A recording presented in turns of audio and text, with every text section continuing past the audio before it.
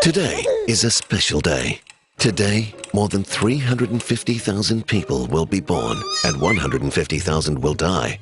Today, we'll hurdle another 2.5 million kilometers around the sun and eat enough rice to build the Great Pyramid of Giza 6 times.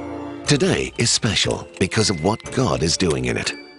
Ever since God created the very first day, He has been shaping history and unfolding a story so magnificent that all people on earth need to hear it. His plan of seeking and saving the lost through Jesus unfolds through the entire Bible.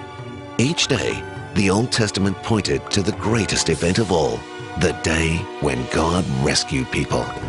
Through miracles and stories, Jesus gave glimpses of an upside-down kingdom that is unlike anything that people could imagine. A kingdom of humility, grace, generosity, and surprise. A kingdom where Jesus said, "You must be like a child to enter." If you look carefully at God's salvation history, God often chose young people to do His work.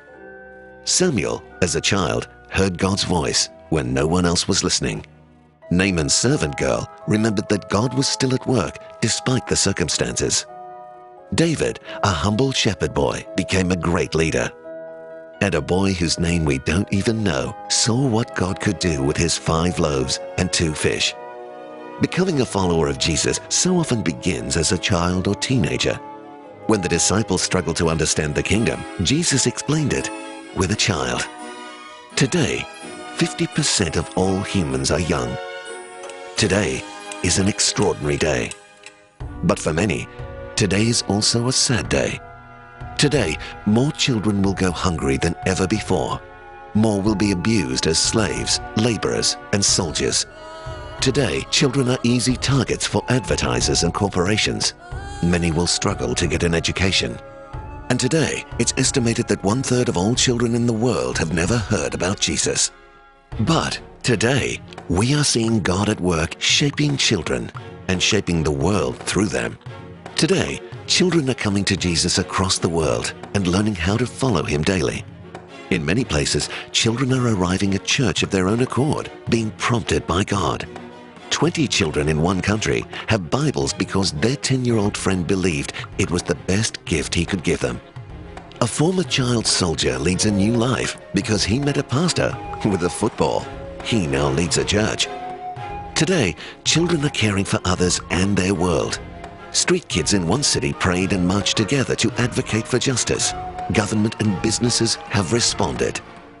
Over 100,000 children planted trees to care for their environment.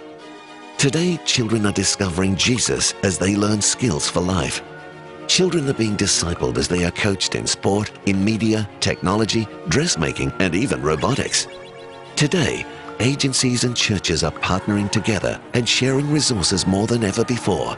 Some denominations and agencies have made children a major focus for a year, for a decade, or even forever. More training strategies and resources for discipleship are spreading rapidly across the world.